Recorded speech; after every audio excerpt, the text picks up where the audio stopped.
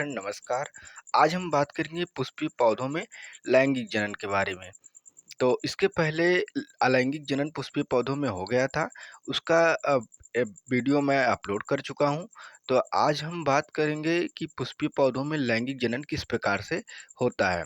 Sexual reproduction in flowering plant, ये how to organism reproduce, जीव जनन कैसे करते हैं, इस चैप्टर का सेकंड पार्ट है। तो आप पहले पार्ट को देख करके तब ही सेकंड पार्ट को देखें। चलिए अब हम स्टार्ट करते हैं कि पुष्पीय पौधों में लैंगिक जनन किस प्रकार से होता है। तो सबसे पहले हम फ्लावर की संरचना का अध्ययन करेंगे। फ्लावर की संरचना अगर आपको ठीक से समझ में आ गया तो पुष्पीय पौधों में लैंगिक जनन समझने में आपको बहुत ही आसानी से समझ में आएगा। चलिए सबसे पहले हम बात करें, ये जो डंडी जैसा स्ट्रक्चर दिख रहा है फ्लावर में, ये डंडी जैसे स्ट्रक्चर जिससे हम पुष्प को पकड़ते हैं, ये इस भाग को बोला जाता है पुष्प वृंत। यह पौधे से लगा होता है। इसी को पकड़ करके हम किसी को पुष्प को देते हैं, फ्लावर को देते हैं, तो इसे बोला जाता है पुष्प वृंत, या इंग्लिश में इसे पेडिसेल बोला जाता है। इसके जस्ट ऊपर जो है फूला भाग पाया जाता है, फूले स्ट्रक्चर को बोला जाता है पुष्प आसन। इसे पुष्प आसन या थैलेमस क्यों बोला जाता है? क्योंकि इसी पर ही पुष्प अपना आसन लगाए हुए होता है। पुष्प इसी पर यानी थैलेमस पर पुष्प बैठा हुआ होता है। इसके जस्ट ऊपर जो ये हरी पत्तियां पाई जाती हैं, इसको बोला जाता है कैलिक्स। कैलिक्स या इसे हिंदी में बोला जाता है बाह्यदल पुंज। इसका काम क्या होता है इस पत्तियों का काम होता है कि जब कली अवस्था में फ्लावर होता है, तब ये कली अवस्था में जब फ्लावर होता है तो ये पत्तियां उसको ढके हुई होती हैं, और जब पुष्प खिलता है तो ये पत्तियां क्या करती हैं, नीचे की तरफ लटक जाती हैं, और ये पत्तियां लटकी रहती हैं नीचे। अच्छा, इस पत्तियों की अगर हम एक पत्ती का अध्ययन करें, एक पत्ती को, तो बोला जाता है बाह्यदल सेपल। केवल एक पत्ती को, एक यूनिट की बात करें, एक इकाई की पत्ती की बात करें तो इसे बोला जाता है सेपल। जबकि सभी पत्तियों के जो समूह को बोला जाता है बाह्यदल पुंज या कैलिक्स। अच्छा, कैलिक्स के जस्ट ऊपर ये कलर जैसा स्ट्रक्चर पाया जाता है। कलर पत्तियां पाई जाती हैं, एक लाल, गुलाबी, हरी, नीली, पीली, ये पत्तियां हो सकती हैं। तो फ्लावर में कुछ कलर्ड पत्तियां पाई जाती हैं। ये कलर्ड क्यों पाई जाती हैं? इसलिए कलर्ड पाई जाती हैं, ये कीटों को अपनी ओर आकर्षित यानी कि अट्रैक्ट करती हैं कीटों को, कि कीट हमारी तरफ आएं और रिप्रोड्यूस करें, प्रजनन करें। अच्छा, ये आपका जो पत्तियां दिख रही हैं, इसको बोला जाता है कोरोला। जो कलर्ड पत्तियां दिख रही हैं, उसको क्या बोला जाता है? कोरोला बोला जाता है। अच्छा, कोरोला को हिंदी में दलपुंज बोला जाता है, और दलपुंज की ये सभी पत्तियों को, इसके समूह को क्या बोला जाता है? जो कलर दिख रही लाल लाल कलर में पत्तियां, इसको बोला जाता है दलपुंज, पूरी पत्तियों के समूह को। लेकिन अगर एक पत्ती की पर्टिकुलर बात किया जाए तो एक पत्ती को क्या बोला जाता है? एक पत्ती को दल बोला जाता है, पेटल। एक यूनिट को, एक इकाई को, एक पत्ती को, अगर एक पत्ती को निकाल करके गुड़हल की पत्ती को, एक पत्ती गुड़हल पत्ती को निकाल लिया जाए और गुड़हल की पत्ती को बोला जाए ये क्या है, तो दल है, यानी कि पेटल कहलाती हैं। जबकि इस पूरे ग्रुप ऑफ पेटल को क्या बोला जाता है? दल पुंज बोला जाता है, कोरोला बोला जाता है। अच्छा, ये थैलेमस के ऊपर ये स्ट्रक्चर गोल गोल जैसा दिख रहा है, इसको बोला जाता है अंडाशय। अच्छा, ये भाग किसका होता है?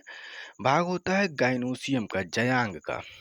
ये जो आपको स्ट्रक्चर यहाँ से यहाँ तक बीच में दिख रहा है, सेंटर में पॉइंट, इसको बोला जाता है जयांग। क्या बोला जाता है? जयांग। इंग्लिश में इसे बोला जाता है गाइनोसियम, या इसी का दूसरा नाम है स्त्री केसर यानी कि पिस्टिल। ये बीच वाला भाग जो दिख रहा है आपको, ये है जयांग।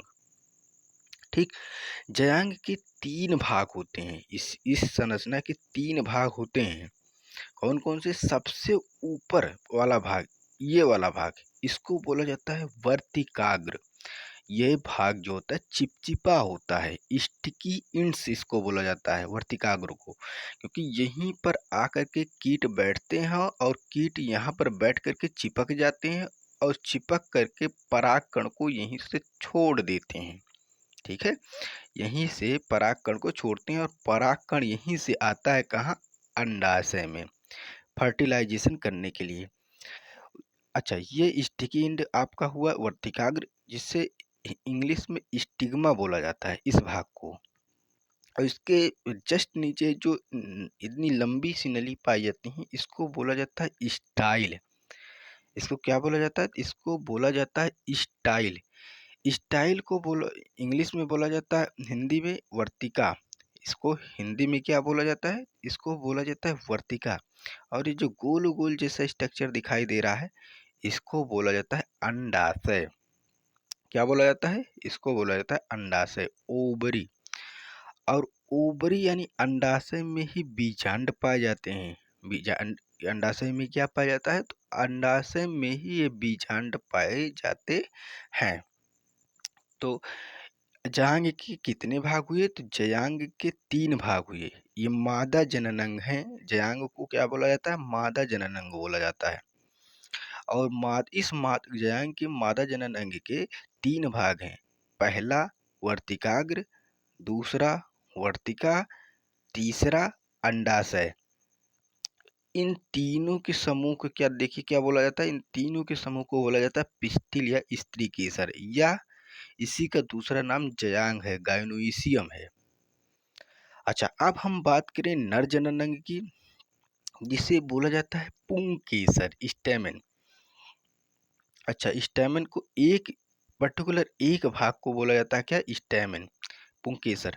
लेकिन अगर हम ग्रुप ऑफ स्टेमेन की बात करें, मतलब स्टेमेन के समूह को, यानी पुंकेसर के समूह को क्या बोलते हैं? ये आपके जो भाग दिख रहे हैं नीचे, इसको बोला जाता है पुंकेसर। इसको क्या बोला जाता है? पुंकेसर बोला जाता है। लेकिन ग्रुप ऑफ, अगर पुंकेसर की बात करें, स्टेमेन की बात करें, तो इसी को बोला जाता है एंड्रोइसियम। क्या बोला जाता है? एंड्रोइसियम बोला जाता है, जिसको हम बोलते हैं हिंदी में पुमंग।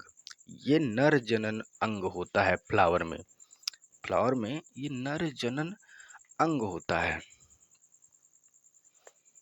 अच्छा, और पुमंग के एक यूनिट की चर्चा करें, इसे बोला जाता है स्टेमेन या पुंकेसर। एक फ्लावर में, एक पुष्प में कई सारे पुंकेसर हो सकते हैं।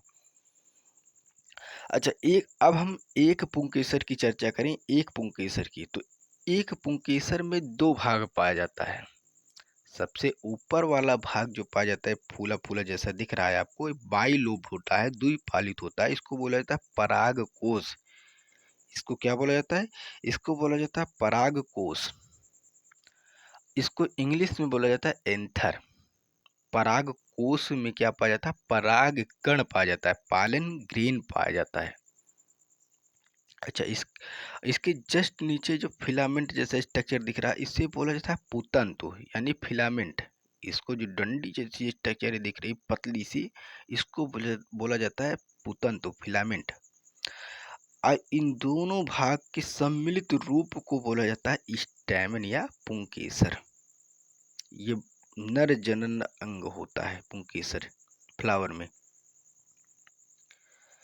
अच्छा, अब हम इसके सभी पार्ट के बारे में डिटेल में स्टडी करने चल रहे हैं विद नोट्स के साथ। तो आप हमारे साथ वीडियो में लास्ट तक बने रहिएगा, इसका नोट्स भी आपको मिल जाएगा। अब इसके एक एक भाग के बारे में डिटेल में चर्चा करने हम चल रहे हैं। तो चलिए, सबसे पहले हम बात करें पुष्प के भाग की। तो पुष्प के 4 भाग होते हैं। पार्ट्स ऑफ द फ्लावर, पुष्प के 4 भाग होते हैं मुख्यतः। पहला बाह्य दल पुंज, जिसे कैलिक्स बोला जाता है, जो भी हम चर्चा करें, हरी हरी पत्ती जैसा स्ट्रक्चर। दूसरा दल पुंज, कलर्ड पत्तियां, जिसको बोला जाता है कोरोला। तीसरा है पुमंग एंड्रोसियम, मतलब नर जनन अंग। और चौथा है जायांग यानी गैनोसियम यानी मादा जनन अंग। बाह्य दलपुंज यानी कैलिक्स और दलपुंज यानी कोरोला ये सहायक जनन अंग होते हैं। बाह्य दलपुंज और दलपुंज सहायक जनन अंग होते हैं, एक्सेसरी रिप्रोडक्टिव ऑर्गन्स होते हैं।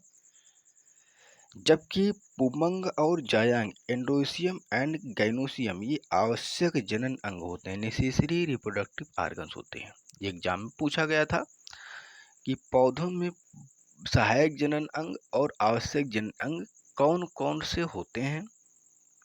तो पौधों में सहायक जनन अंग बाह्य दलपुंज और दलपुंज होता है, जबकि आवश्यक जनन अंग पुमंग और जायांग होता है। अच्छा, अब हम बात करें बाह्य दलपुंज के पहले भाग की। तो बाह्य दलपुंज क्या होता है? यह पुष्पासन यानी कि थैलेमस पर या पुष्पासन पर सबसे बाहर की ओर स्थित होते हैं। बाह्य दलपुंज सबसे बाहर की ओर। यह हरे रंग की पत्ती के समान एक चक्र होता है। कैलिक्स क्या होता है? हरे रंग की पत्ती के समान एक चक्र होता है। इसके पहले हम डिटेल में चर्चा कर भी चुके हैं। जो इसकी इकाई यानी यूनिट को बाह्य दल कहते हैं। इसकी एक इकाई की अगर हम चर्चा करें तो उसको क्या बोला जाता है? सेपल बोला जाता है, बाह्य दल बोला जाता है कैलिक्स की। अच्छा, अब हम बात करें दलपुंज की। जो कलर्ड पत्तियां पाई जाती हैं, खिली हुई पत्तियां लाल, गुलाबी, हरी, नीली, पीली किसी भी फ्लावर में होती हैं, दलपुंज, इसको बोला जाता है कोरोला। अच्छा, यह क्या है? तो यह पुष्प का दूसरा चक्र होता है जो प्रायः रंगीन होता है। और यह रंगीन भाग यानी कीटों को परागण की क्रिया के लिए अपनी ओर आकर्षित करता है। रंगीन भाग का काम क्या होता है? यह कीटों को परागण की क्रिया के लिए अपनी ओर आकर्षित करता है। और इसकी एक इकाई को क्या बोला जाता है? पेटल बोला जाता है। इसकी एक इकाई को पेटल या दल कहते हैं। अगर एक पत्ती को निकाल करके अलग कर लिया जाए तो उसको क्या बोला जाता है? दल बोला जाता है, पेटल बोला जाता है। अच्छा, हम जानते हैं कि जो दिन में पुष्प खिलते हैं उनमें मकरंद प्रायः कम पाया जाता है, और जो रात में पुष्प खिलते हैं जैसे रात रानी हो गया, उनमें मकरंद की संख्या ज़्यादा पाई जाती है। क्यों ज़्यादा पाई जाती हैं? इसलिए ज़्यादा पाई जाती हैं क्योंकि रात में खिलने वाले पुष्प अधिक महकते हैं और वो महक से कीटों को अपनी तरफ आकर्षित करते हैं। जबकि दिन में खिलने वाला पुष्प क्या होता है? वो अपने कलर्ड पत्तियों से, रंगीन पत्तियों से कीटों को अपनी ओर आकर्षित करते हैं। इसलिए रात में खिलने वाले पुष्प में मकरंद की संख्या ज़्यादा पाई जाती है और दिन में खिलने वाले पुष्पों में मकरंद की संख्या कम पाई जाती है। अच्छा, अब हम बात करेंगे नर जनन अंग की यानी कि पुमंग के तीसरे भाग के। फ्लावर का तीसरा भाग है पुमंग, जिसको बोला जाता है एंड्रोइसियम। यह पुष्प का नर जनन अंग कहलाता है। इसकी एक इकाई को पुंकेसन यानी स्टेमिन कहते हैं। इसकी एक इकाई यानी कि फ्लावर में से अगर एक इकाई को अलग कर लिया जाए जिसको बोला जाता है स्टेमिन। ये एक इकाई है, पुमंग की एक इकाई है, इसको बोला जाता है स्टेमिन, पुंकेसर। इसकी एक इकाई को पुंकेसर यानी स्टेमिन कहते हैं। पुंकेसर के दो भाग होते हैं। कौन कौन से? पहला है परागकोश जिसे एंथर बोला जाता है, और दूसरा है पुतंत्र जिसे फिलामेंट बोला जाता है। और पराग कोश में ही पराग कण पाया जाता है, पालन ग्रेन पाया जाता है। पराग कोश का निचला भाग पुतंतु कहलाता है। ये पराग कोश का जो निचला भाग दिख रहा है आपको, इसको क्या बोला जाता है? फिलामेंट या पुतंतु बोला जाता है। पराग कोश में नर युग्मक पराग कण पाया जाता है। पराग कोश में नर युग्मक पराग कण पाया जाता है। इस पराग कोश में पालन गेंद या पराग कण पाया जाता है। और पराग कोश क्या कैसे होता है, तो बाइलोब्ड होता है, द्विपालित होता है। ये भी एग्जाम में पूछा गया था कि पराग कोश किस प्रकार का होता है, तो बाइलोब्ड होता है, द्विपालित होता है। ठीक, अगर इसी पराग कोश को हम कट कर दें वर्टिकल सेक्शन में, ऐसे काट दें, तो काट करके जब हम इसको माइक्रोस्कोप से देखते हैं, इसको माइक्रोस्कोप से देखेंगे तो इस प्रकार का स्ट्रक्चर आपको दिखेगा। ये चार चैम्बर पाए जाते हैं पराग कोश में। इन चारों चैम्बर में पराग कण यानी पालन ग्रेन पाया जाता है, पालन ग्रेन पाया जाता है।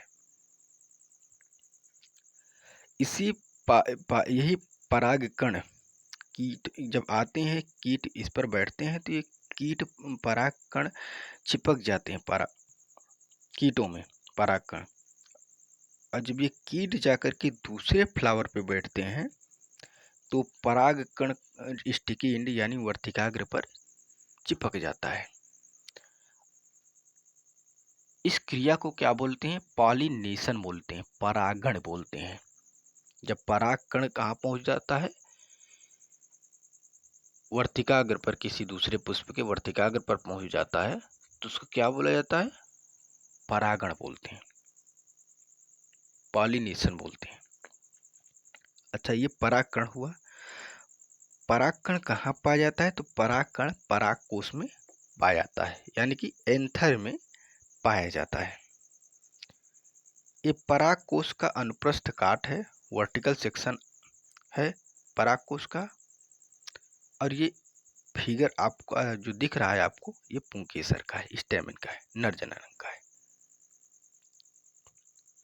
चलिए हम अब आगे बात करें लास्ट पार्ट के फ्लावर के जयांग की, कि जयांग क्या होता है। जयांग जो है मादा जनन अंग होता है, या पुष्प का मादा जनन अंग कहलाता है। इसकी एक इकाई को अंडप यानी कि कार्पेल कहते हैं। इसकी एक ही जयांग के एक इकाई को क्या बोला जाता है, तो कार्पेल बोला जाता है, अंडप बोला जाता है। ये स्ट्रक्चर अगर बात करें, जिनमें ये वर्तिकाग्र नहीं पाया जाता है, जिनमें ये वर्तिकाग्र नहीं पाया जाता है, केवल ये अंडाशय पाया जाता है जिन फ्लावर में, उनमें हम केवल क्या गिनते हैं, तो उनमें केवल हम अंडक गिनते हैं, कार्पेल गिनते हैं। लेकिन जिनमें ये वर्तिकाग्र पाया जाता है,